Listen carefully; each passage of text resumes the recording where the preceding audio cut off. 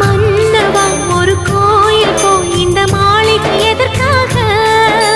தேவியே என் ஜீவனே இந்த ஆலயம் உனக்காக.